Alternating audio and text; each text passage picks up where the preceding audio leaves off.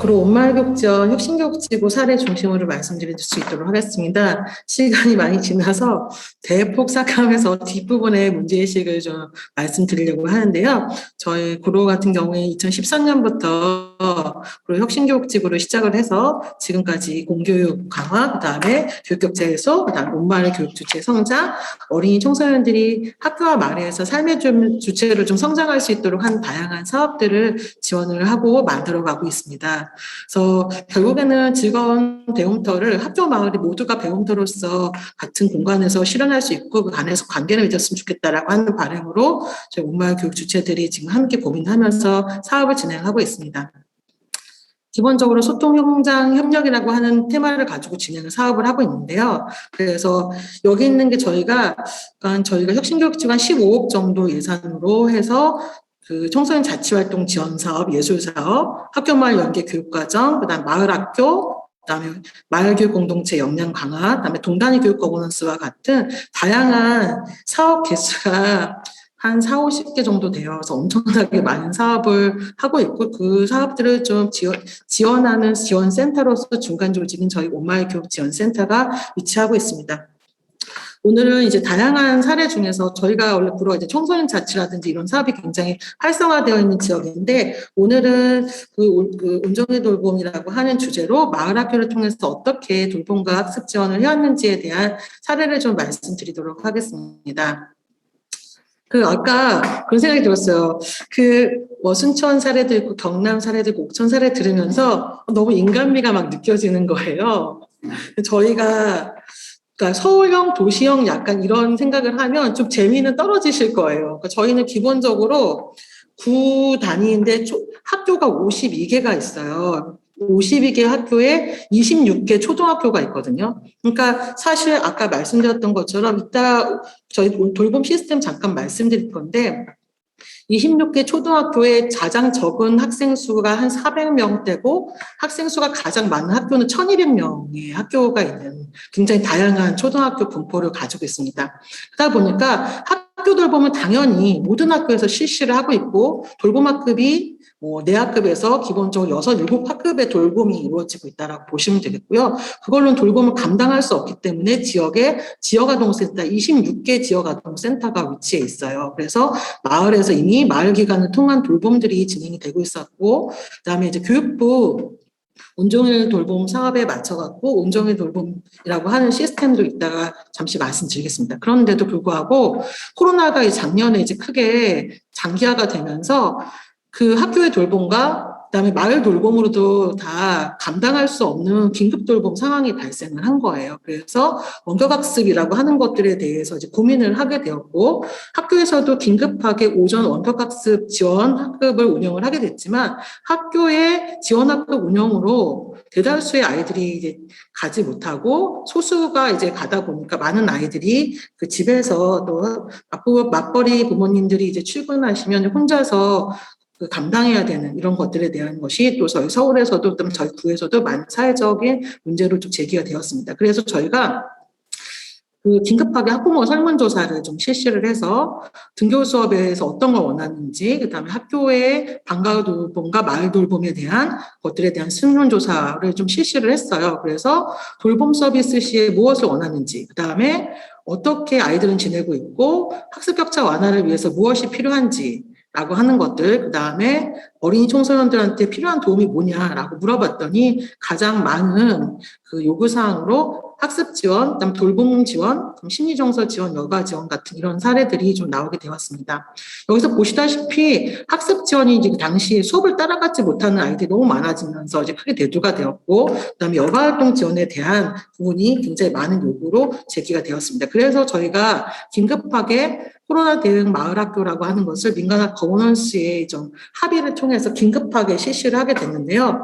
저희가 이제 마을 기관, 작은 도서관, 노인정, 청소년 시설 등을 이용해서 원격학습 지원이 필요한데 학교에서 지원받지 못하는 학생들을 마을학교를 열어서 긴급하게 지원을 하게 되었습니다.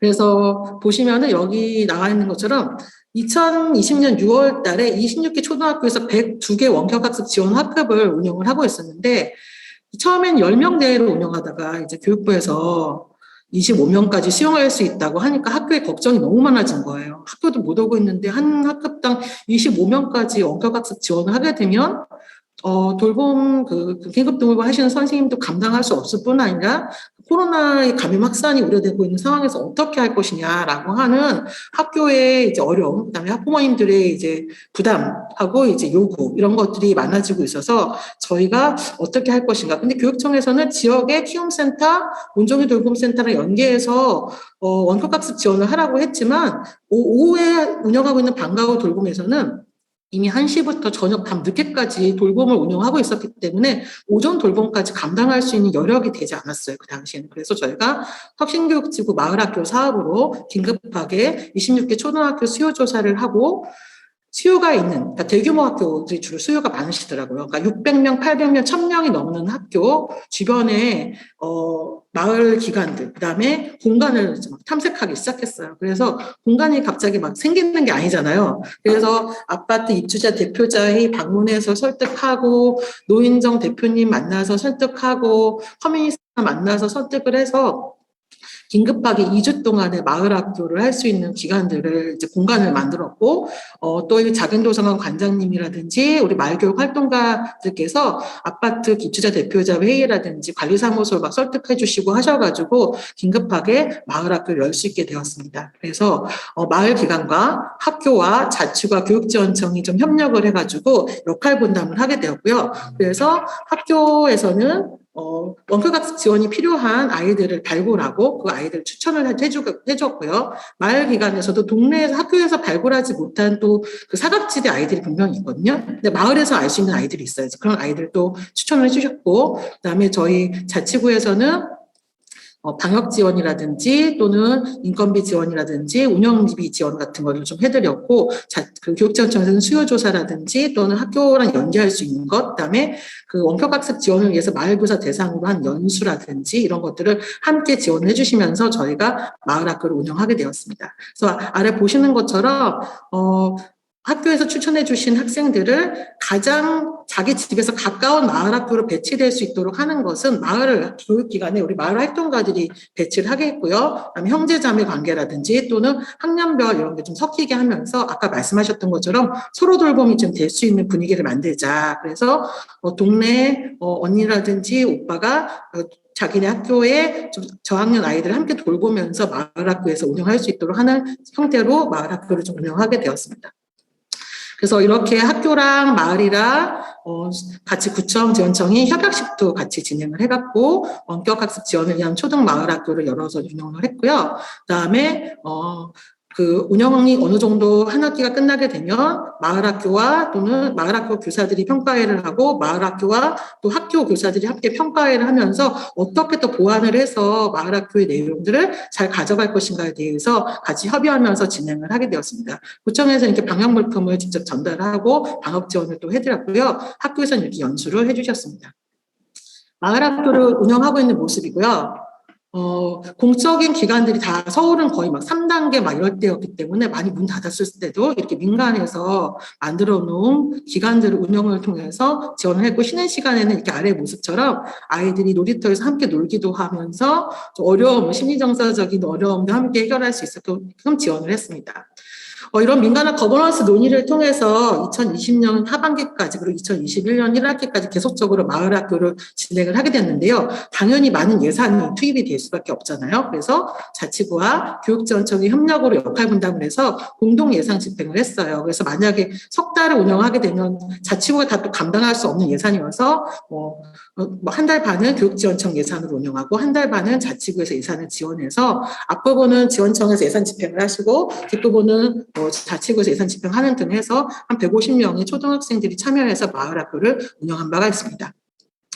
2021년도에는 학교랑 마을이랑 교육지원청 지자체가 협의해갖고 마을학교 이용 학생도 학교급식을 이용할 수 있도록 했어요. 그래서 마을학교에 등교를 해서 수업을 받고 점심시간에는 아래 사진에서처럼 마을학교 선생님들과 함께 학교에 가서 식사를 같이 하고 같이 또 동네에 그 생태 체험장 같은 데 가서 생태 체험 나들이도 하는 형태로 마을학교를 지속적으로 지금 운영을 하고 있고요. 저희가 지금 고민했던 부분들은 이런 코로나 시기에도 학교 마을의 공동체가 협력하면서 긴급하게 좀 대응할 수 있었다라고 하는 것들은 기존의 혁신교육지구 사업을 통한 어떤 학교 마을의 협력 체계를 만들어놨다든지 또는 마을교육 공동체 또는 동단위 거버넌스가 어느 정도 운영됐던 곳들에서는 조금 쉽게 접근할 수 있었다라고 하는 사례들을 좀 말씀드리고 싶습니다. 이것뿐만 아니라 저희는 돌봄기관뿐만 아니라 혁신교육지구 사업으로 다양한 방과후 프로그램인 거점형 마을 학교들을 운영을 하고 있어요. 그래서 코로나 시기에도 다양한 마을 기관들, 그러니까 공적인 마을 자치회관이라든지 동주민센터 다 문을 닫아도 동네에 있는 이런 공방이라든지 또는 목공소라든지 이런 데들은 다 문을 여시거든요. 그래서 저희가 자치구에서 방역 지원을 해드리고 이런 공간들을 열어서 소규모로 철저하게 방역 수칙을 지키는 마을 학교를 운영한 바가 있고요. 뿐만 아니라 실내가 어렵다라고 한다면 아이들이 있는 곳에 찾아가서 놀이터라든지 또는 생태체험장이라든지 공원 같은 데 찾아가서 마을의 교사들이 마을 활동가들이 직접 마을 학교를 열어서 찾아가는 마을 학교를 통해서 아이들에게 어떤 심리정서 지원이나 관계 형성을 지원한 바가 있습니다. 놀이터 교실을 했던 웹자보 사진들이고요. 이렇게 저희 고민해야 할 수 있었던 고민들은 저희 혁신교육지구에서 2017년, 18년도에 계속적으로 이런 마을 방과후학교나 마을 돌봄을 어떻게 할 것인가에 대한 고민을 해왔었어요. 그래서 여러 가지 유형의 좀 시범 사례가 있었는데요. 방과후학교 시범 사례로 학교에 마을 그 방과후 코디를 파견했던 사례도 있었고요. 그다음에 온 마을이 함께하는 마을 방과후학교라고 해서 아까 말씀드렸던 17, 18년도에는 그때는 23개 마을 학교를 통해서 놀이, 학력, 문화예술, 창의 체험 활동 같은 다양한 마을 학교를 운영한 바가 있었고 저희가 온 마을 방과후학교라고 해서 사실 이게 마을 돌봄 시스템인데요. 마을 방과후 운영에 필요한 돌봄 예산을 좀 지원하고 그런 사업을 진행한 바가 있습니다. 그런데 저희 고민이 있었어요. 뭐냐면 아까 프로그램형 마을학교라든지 또는 청소년 자치활동형 마을학교는 매일매일 여는 학교가 아니기 때문에 예산이 혁신적이고 예산으로도 어느 정도 지원이 가능하지만 돌봄형 마을학교 같은 경우에는 매일 아이들이 등교를 해서 마을학교에서 생활을 할 수 있도록 지원해야 되는 것인데 이렇게 하다 보니까 저희가 작은 도서관이라든지 이런 공간을 활용한 방과후 돌봄 시스템을 이용을 했는데 이게 굉장히 좋은 시도라고 하는 것들 그다음에 학교 밖 방과후 활동을 하기 위해서 마을 기관 또는 학교 협동조합 이런 곳들과 함께 방과후의 돌봄 사각지대를 해소하기 위한 방과후 돌봄 융합 시스템을 만들었다라고 한 점에서 긍정적 평가를 받았어요. 그런데 이런 다양한 사업들을 했음에도 불구하고 좀 평가가 어떤 게 좀 나왔냐면 많은 사례를 만들어 놓고 인큐베이팅을 한 건 맞지만 이 온마을 방과후 돌봄형 방과후 같은 경우에는 주변 학교와의 협력 관계에 따라서 모집이 운영에 있어서 차이가 좀 있었고 이거를 온종일 돌봄 시스템으로 하기에는 지속성이나 예산 인력 면에서 운영이 어려움이 있다. 그래서 이거 혁신교육지구 사업만으로 하기엔 매우 어렵다라고 하는 평가들이 나오게 됐습니다. 그래서 저희 지역에 준비한 것들이 교육부에 온종일 돌봄 시스템을 어떻게 하면 함께 할 것인가 공모 사업을 준비해서 온종일 돌봄 체계 구축을 시도하게 되었고요. 그렇게 해서 저희가 마을 돌봄으로 지금은 지역아동센터 외에 우리 동네 키움센터 17개소, 그다음에 저희 민간 마을 기관을 활용한 온종일 돌봄센터 17개를 지금 같이 구축해서 지금 마을 돌봄 시스템을 운영을 하고 있습니다.